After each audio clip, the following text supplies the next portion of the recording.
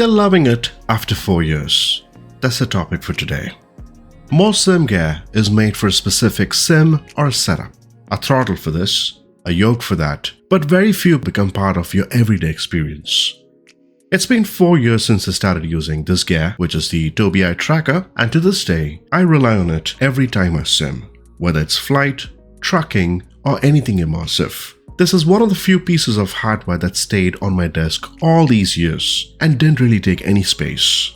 So first off, before anything, thank you for tuning in today, and I'm Chikmanglo. What is Tobii Eye Tracker 5? It's a device that tracks your head and eye movement and turns that into a camera control inside your simulator. No buttons, joysticks to pan, you just look around and the views follow you. It's so natural and it completely changes how you fly, especially when scanning instruments, looking out the window, or keeping an eye on traffic. One thing I really enjoy is how useful it is during a walk around.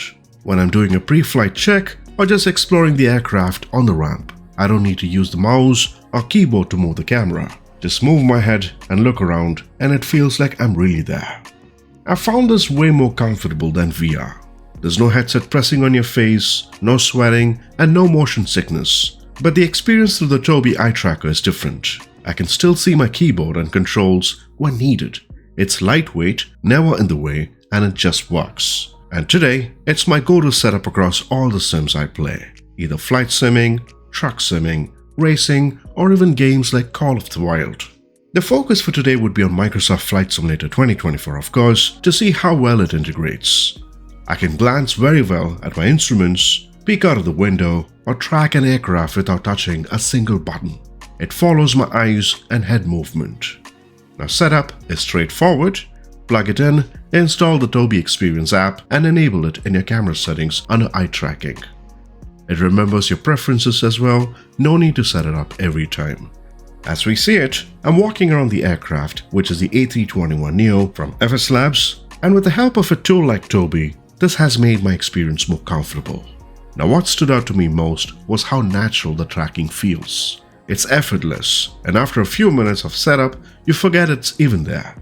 In terms of sensitivity, if you want more or less movement, you can still fine-tune them to your preference. Now let me touch on some common concerns. Many folks ask about how it is during low light or while wearing glasses or with a curved monitor. I wear glasses every day, no problems. I've used it in dim rooms on a curved wide ultra-wide. In fact, my monitor is a 34-inch monitor which is curved and works without a glitch. And if you're ever unsure where you're looking, there's a ghost bubble you can toggle on. It shows exactly where your eyes are pointing. This comes especially useful for viewers if you're recording or streaming. Now eye tracking changes how we interact with games, isn't it? It adds that immersion piece, realism, and makes the experience more connected. It's not limited to flight sim either. In fact, in truck simming, I use it to check mirrors or look around at road signs without touching the mouse. And in some shooter games, you can even aim or tag enemies with your eyes. I've been using Tobii since its launch, and it's been 4 years. Honestly made all my gaming more comfortable. Especially when I'm not wearing anything, I don't need to reset anything every time. Just power on and go. Some games even adapt their interface based on where you're looking, with cleaner HUD, less clutter. Now this isn't a gimmick. It's a legit part of my sim setup that makes flying, driving, and even exploring more immersive and fun. The eye tracker combines both head and eye tracking, which makes it super precise. So it really helps for you to look at instruments while you fly, even tweak any flaps or speed brakes when you land or take off. And if you're using an older version of Tobii, this one's more advanced, which is the Eye Tracker 5. It's great for fast-paced games or just chilling in a cockpit. Now my experience flying in Microsoft Flight Simulator 2025 overall, all these months, especially with Tobii Eye Tracker 5, has genuinely improved, meaning leveled up the whole experience. Now what really stood out to me is the version of the sim, of course, especially after Sim Update 2, on how much smoother and more stable head tracking feels compared to previous builds. Now earlier I had to deal with occasional stutters or camera drift, but ever since this update, camera responsiveness feels tighter and Tobii just snaps into sync with the cockpit. It's particularly noticeable during final approach, no jitter, no weird snapbacks, just fluid, immersive movement that reacts exactly how I'd expect in a real cockpit. I've dialed in my setup to the point where I use only head tracking in flight. I turn off eye tracking entirely while flying since I want the camera to follow my head and not every glance I make at checklist or monitor. That one change made a massive difference in stability. Auto center is off as well. I prefer full manual control, and the beauty of Microsoft Flight Simulator is how customizable these settings are now, especially with the improvements in Sim Update 2, which really helped lock in responsiveness Tobii needs.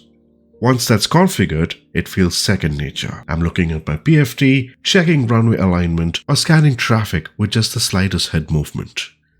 Now the biggest win with Microsoft is that the sim no longer fights the tracking like it occasionally did before. Whether I'm flying low over the Andes or cruising into a busy airspace like Heathrow for example, the camera transitions are smooth, non-distracting, and lighting still matters. In a well-lit room, Tobii tracks flawlessly. It works perfectly fine in low light as well, and I also love how the sim now remembers my Tobii calibration every session, so no need to redo anything. And after flying dozens of hours post the update, I can confidently say that Tobii and MSFS feel like they were built for each other. I'm not reaching for the hat switch, not clicking external view keys, just flying naturally. It's a big part of why I've stuck with this device for 4 years. It supports over 170 games. That's right, 170 games including MSFS, both 2020 and 2024, DCS, Euro Truck Sim, American Truck Sim, Star Citizen, Assassin's Creed, the list can go on and on. A ton of variety. Now here's something not everyone really talks about. I actually use this in other sims as well. It's one of those tools that once you get used to, you don't want to go back. It's been a consistent part of my setup for years.